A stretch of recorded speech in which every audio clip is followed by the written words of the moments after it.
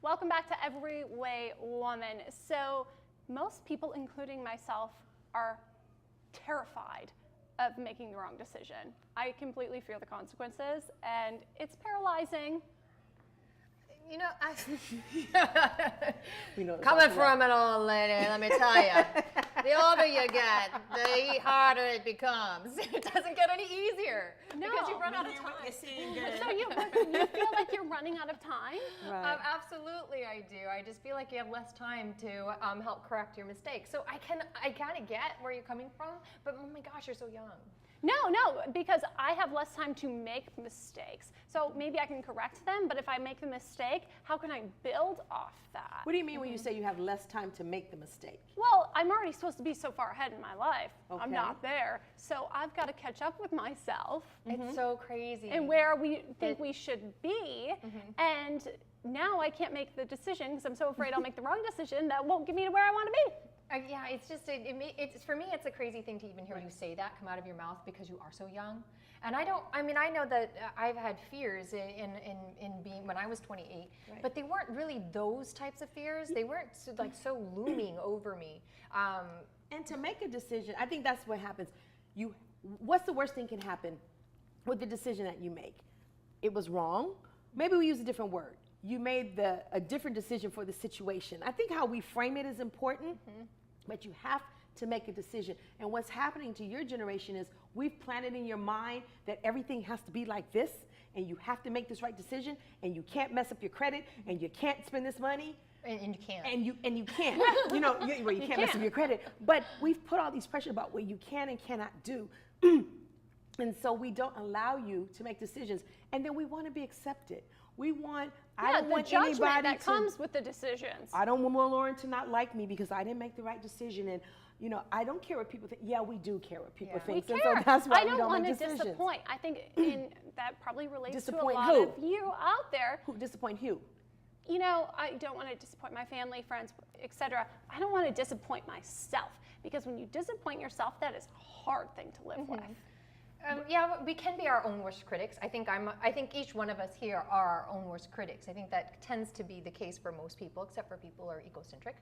But putting that aside, what else is there to fear?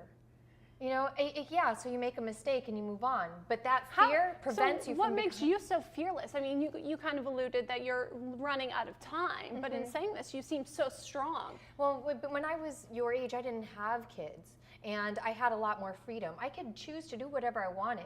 This path, that path, one door shut, I just turned to the other one with a smile on my face. I mean, it's a time where you could be selfish because kids, That's are a true. lifetime commitment. It is a difference between not having responsibilities. I just want to say kids and having a few more responsibilities in making decisions. But for me and my husband, every decision that we make is surrounded around our family. So we have to think about it. And sometimes we don't make the best decisions. So what do you do when you go, oops, I wasn't thinking about the family this time? And it has a consequence on our family. But what we have to realize is, one, we made a decision and how to bounce back. Right. And I think that's what happens. We focus on we made the wrong decision and we don't show how to bounce back. That's what we're working on in our home right now. We made a very difficult decision for our family and it was wrong. It was clearly the wrong decision. And now we're feeling How the are you consequences. bouncing back? Here's the thing, but I It's think I hear difficult, her but we're saying doing is it. that she's really afraid of failing. There's a fear of failure attached to this fear So of if you making make one wrong decision, you have not failed. Oh, no, but I have. In my eyes, living as like a perfectionist, right? So if you make one wrong decision, you failed. Well, I'm trying not to put that kind of big of a title on it. But that's what you're saying, Jay. Most of the time that's what I feel like.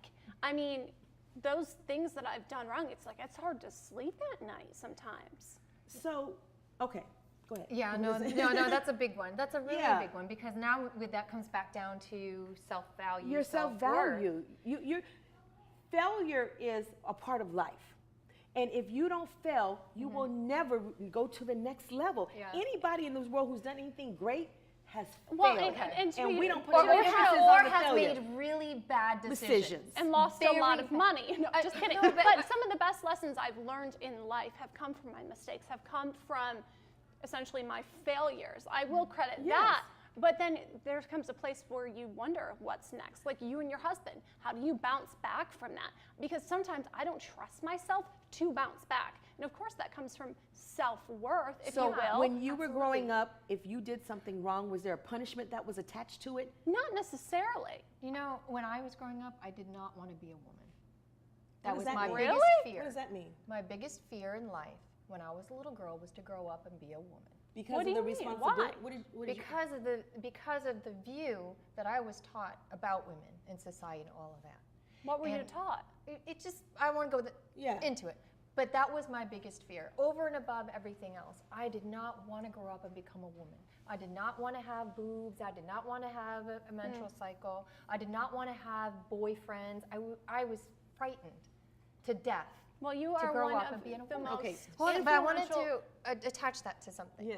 Because along with that came a whole Litany. river Right. of things underneath that I had to overcome. And there was a point in my life where I had to put on my mirror every day in the morning and I had to write on that mirror, I am a woman and I love being a woman. And every time I had my menstrual cycle, I hated myself for that period. Every time, because I hated being a woman. And when I had my menstrual cycle, and people thought that I was crazy, and all of my friends around me and guy friends, but I would make it a point to go, okay, I'm starting my menstrual cycle. I know I hate this, but I am going to celebrate this. I'm going to wake up and I'm going to say, I am a woman today. I had my menstrual cycle. I feel good. And I would have to look at myself in the mirror and say, no matter what I saw, because what I saw I didn't like, but I had to convince myself, you are a beautiful person. And you Fake it are till a you make it. beautiful woman. And I am going to love this experience. And it took me years to overcome that. And I had to discipline myself and put that on the mirror every day and attach what I wrote to what I saw.